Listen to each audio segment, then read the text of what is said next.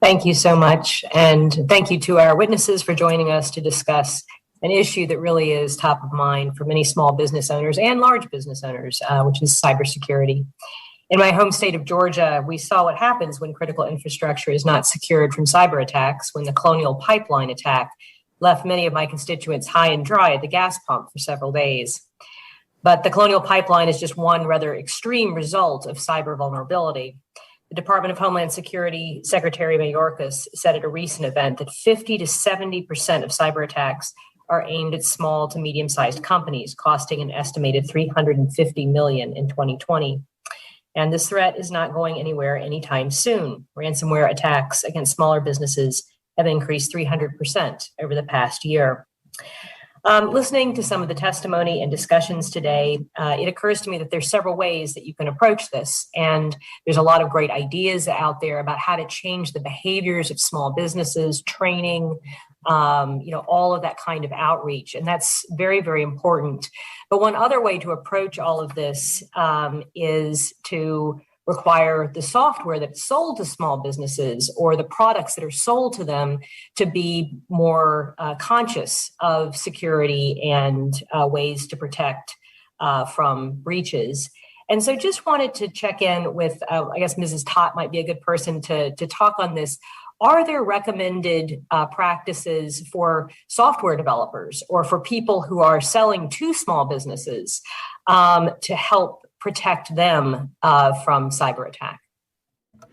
It's an important question, and it's something that we've spent a lot of time looking at. So to your point, right now, the market does not incentivize security. It prioritizes first to market, convenience, ease of use before security. As a result, we're seeing software go to market that has holes and bugs in it that's not being secure. When you look at the research that's been done, it is absolutely possible to build secure software, but the economic incentives aren't there. So I commend what the Biden administration has done in the executive order, which is to look at software transparency, a software bill of materials to understand what goes into it. But as a nation and as a government, we have to create, this is where I do think regulations and standards around building secure software need to be discussed, because right now, if you look at where the vulnerabilities are coming from, often it's because of holes in the software. The Kaseya attack most recently was a result of that. And we have an opportunity to, we call it secure by design, choose your phrase, but the idea is building that safety and security. Again, if we use the car analogy, we wouldn't think about building a car without an airbag anymore. And we've got to be thinking about safety and security when it comes to software and hardware development. Thank you. Again, just to point out, it's very, very difficult to change individual behavior at massive scale to deal with security. It's much quicker if we can catch it early on through the product itself. Just kind of on that vein, and I don't know, Ms. Tott, maybe you'd have an answer on this, or Ms. Cornish, what's being done in terms of the policing side of things? So one of the things we see an awful lot of is we have these attacks, and then we get out from under it somehow, we deal with the ransomware situation, and then what kind of policing capacity do we have or do we need to build up in order to bring people who do this to justice?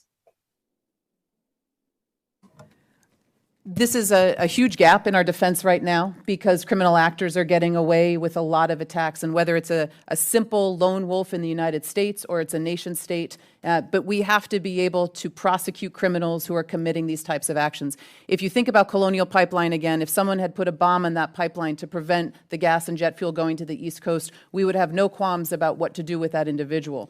Essentially, by shutting down, I live in Virginia, so I had a similar, we saw the lines a few blocks down the road. There was an impact, and it was a psychological impact because people were afraid. And when we look at that type of impact, we have to think about what are the repercussions for these types of actions. And I think this is something that the United States just shouldn't do by itself. This is where we would look to cooperate with our like-minded economic partners, our allies, to understand what are the boundaries and the lines that are being crossed for criminal actors, and what are the consequences for this type of activity. Because even though we're not seeing the immediate devastating effect, if we look at SolarWinds, the repercussions continue to cascade. And this is why we have to create those boundaries and the definitions around what is a criminal act and what are the consequences for that act.